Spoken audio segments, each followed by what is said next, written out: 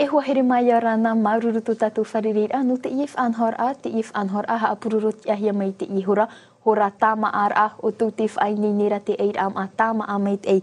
Mesdames et messieurs, Yorana, midi tapant, bienvenue pour notre rendez-vous quotidien du midi. Merci de passer avec nous cette pause Tama'a, ceux qui sont en train de préparer bien, la pause déjeuner. Bon appétit et merci d'avoir choisi Midi Live pour passer cette pause. Interactive également, vous pouvez intervenir en appelant au 40 47 36 37. Il y a le numéro qui s'affiche au bas de l'écran. On va rester ensemble, on va terminer avec nos deux derniers invités pour parler d'une conférence sur le coaching. C'est avec Olivier et Marie que nous allons parler, Yorana. Yorana, Laetitia. Alors, c'est une conférence. De quoi il va être question dans cette conférence? Alors, juste pour avoir une idée, ensuite on va s'adresser à Olivier pour le fond du sujet. Eh bien, en fait, la conférence vient s'installer dans une dynamique qui est reliée à Optimac, que j'ai créée dans une volonté avec Bénédicte Grottenbourg, dans une volonté de développer le mieux vivre au travail. Et pour développer ce mieux vivre au travail, il s'agit de pouvoir permettre au maximum aux personnes de pouvoir se sentir bien dans leurs fonctions, être en cohésion avec le groupe, se sentir fiers et heureux d'être employés dans leur entreprise. Et on sait que plus on va développer ça, se permettre de répondre aux besoins en fait des employés et des cadres, et plus effectivement va se développer un plaisir de faire, et avec ce plaisir de faire, de la performance. Et il y a énormément de choses qui existent depuis des années justement dans le développement de ce bien-être, du bonheur au travail, etc. Et il y a des outils qui sont aussi très très innovants. Et c'est pour ça qu'on a voulu faire appel à Olivier Maslow, qui va se présenter avec effectivement Neurocantis, mais qui nous permet à nous ici au Fénois d'avoir accès à des connaissances vraiment nouvelles sur la façon de pouvoir apprendre à mieux se connaître d'une part, et puis aussi à s'accompagner soi, mais accompagner d'autres dans le cadre du travail. Donc ça s'adresse aussi aux managers, aux DRH, mais ça s'adresse aussi à des coachs qui peuvent effectivement apprendre des nouveaux outils pour encore mieux accompagner, à des médiateurs, à des psychothérapeutes, mais à toute personne en fait qui va avoir envie finalement. Comment? Qui est dans le monde du travail. Oui, ou qui et pas seulement, c'est-à-dire qui va avoir envie d'apprendre à mieux se connaître pour se sentir mieux dans sa vie et dans sa réalité. Alors justement, avec Olivier, on va continuer à en savoir plus sur cette thématique. Tu disais, pas seulement pour les personnes qui sont dans le monde du travail, ça va bien au-delà. Ça part de mon credo qui est que toute personne qui apprend à mieux se connaître, à mieux connaître son interaction avec les autres, son interaction avec l'environnement, va être capable de se sentir bien partout. Et donc, ça veut dire qu'une personne qui est capable d'être bien au travail, c'est important aussi qu'elle soit bien dans sa famille, qu'elle soit bien dans son milieu social, etc., qu'elle soit bien dans sa vie en général. Parce que mon credo, c'est que si toutes les personnes avaient accès à cette connaissance, en une génération, quelque part, on aurait des parents qui seraient peut-être plus à l'aise avec les enfants d'aujourd'hui, et donc on aurait, à mon avis, beaucoup moins de problèmes de société. Donc le but, c'est d'avoir accès à cette connaissance, mais de manière simple, pragmatique, avec des outils qu'on peut utiliser dans le quotidien. Dans le monde du travail, mais partout. Parce que gérer le stress, savoir prendre une décision, la bonne décision, savoir communiquer ou savoir se poser soit les bonnes questions quand on est face à une situation difficile, c'est des compétences que tout le monde peut acquérir pour être bien partout. Et ce qui est intéressant aussi, c'est de voir qu'aujourd'hui, on a des sciences qui font des progrès extraordinaires. J'ai été formé par le docteur Jacques Fradin aux neurosciences, c'est-à-dire à une meilleure connaissance de comment fonctionne le cerveau. Et j'ai aussi traduit un best-seller d'un physicien quantique russe qui s'appelle Transurfing, ce best-seller, et qui parle plutôt de mécanique quantique. Et donc, alors, je ne vais pas rentrer dans les détails, par contre, je le dirai dans la conférence, c'est que en fonction de ce qu'on va... C'est un peu la loi de cause à effet. Ce qu'on va pouvoir générer va amener des conséquences.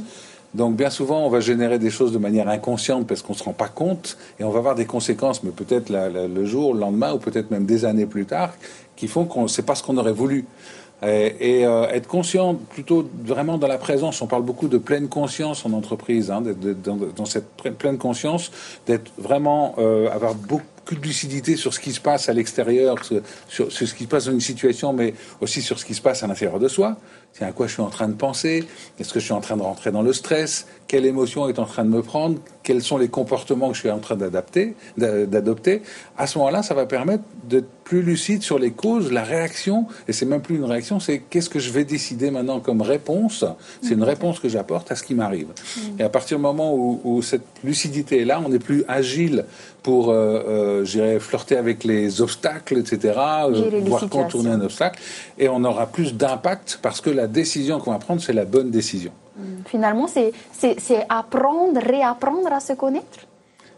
Alors j'aime bien se réapprendre parce que je pars du principe qu'on sait tous, on a tous plein de choses en nous, mais on a oublié. Donc le travail d'un coach, c'est surtout de poser la question à la personne qui va permettre à la personne de retrouver ses ressources. Et que ce soit un particulier, un manager, que ce soit n'importe qui, à partir du moment où on réapprend effectivement, où on se reconnecte à qui on est et on obtient les compétences pour mieux gérer l'autre, pour mieux gérer une situation, pour prendre la bonne décision, pour s'adapter à un monde qui change sans arrêt. Parce que c'est vrai que aujourd'hui ça bouge dans tous les sens, hein, et encore plus depuis les 2-3 dernières années. On entend plein de choses, les médias, etc. Ça bouge partout. Donc on a besoin d'être capable de cette agilité, de cette lucidité pour avoir le meilleur impact. Donc oui, réapprendre tout ça, réapprendre à se connaître et à ce moment-là pouvoir adopter une forme de liberté d'action, une forme d'autonomie par rapport à toute situation. Et j'aime bien aussi un dernier aspect, c'est la solidarité. Parce que si on rapprend aussi aux personnes à être solidaires envers l'autre, mais je crois qu'en Polynésie, vous vous débrouillez très bien. Je m'aperçois qu'il y a énormément de contacts humains et c'est très agréable. Voilà. Si on apprend ça aux gens, à ce moment-là, il y a aussi une toute nouvelle dynamique qui se met en place. Finalement, voilà, c'est également se réapprendre à se connaître, à connaître les autres, oui. Mais aussi rester en constante réflexion, toujours se remettre en question. Oui. Vous connaissez cette manière de voir les choses, vous apprenez. Patricia, Mwanaura? Oui, vas-y. On s'en sert beaucoup dans les cours de théâtre. Oui, absolument. Enfin, toute proportion gardée, oui, évidemment. Oui. J'utilise des éléments aussi que voilà. Du théâtre aussi. Oui. Mwanaura? Non, moi ça me paraît plus comme des maladies occidentales. Donc voilà. Vous avez dit d'ailleurs qu'en Polynésie, on a ce côté solidaire, c'est plus des valeurs communautaires que liées à l'individu, en fait. Donc, oui, en fait, cela dit, il y a quelques années, je ne fermais jamais à clé ni ma voiture ni ma maison. Maintenant, je ferme à clé ma maison. Pas ma voiture, mais ma maison. Malgré tout, même la Polynésie est embarquée dans cette espèce de rythme de folie mondiale. Et on peut constater que la délinquance est là, existe, et qu'il y a des SDF. Donc ça malgré tout, voilà, il y avait des choses qui, il y a une dizaine d'années, n'existaient absolument pas. Et ces dernières années, ça bouge, au Fénois comme ailleurs. Donc malgré tout, on n'est pas préservé malgré le fond formidable. Et donc on va donner le rendez-vous, les points pratiques pour pouvoir aller en profondeur sur ce sujet. Oui, et à l'inverse, juste, je revenais sur ce que tu disais, où effectivement, il y a aussi le côté de la Polynésie qui agit beaucoup avec le cœur, avec ce lien entre le rationnel et le cœur, et c'est justement aussi tout ça qui va être développé, parce qu'effectivement, on a peut-être un peu désappris à faire ça, et que là justement ça nous et la Polynésie est très avancée là-dessus, les Polynésiens sont très avancés là-dessus, mais on a tous à apprendre à relier justement ce rationnel et ce cœur pour être en tout cas nous-mêmes. Pour en savoir un peu plus, on va passer au rendez-vous. Donc oui, qui pourra venir, où est-ce que ça aura lieu, la date et les horaires? C'est une conférence donc gratuite qui a lieu demain, mercredi donc 27 avril au Manava Suite Resort à Punauia. Et elle a lieu de 18h à 19h30. Et il y a une deuxième formation également, les 29-30. Alors après, il y a la formation qui est appelée praticien neurocantis sur 6 jours, effectivement, qui a lieu les 29-30 avril et 1er, 5, 6 et 7 mai.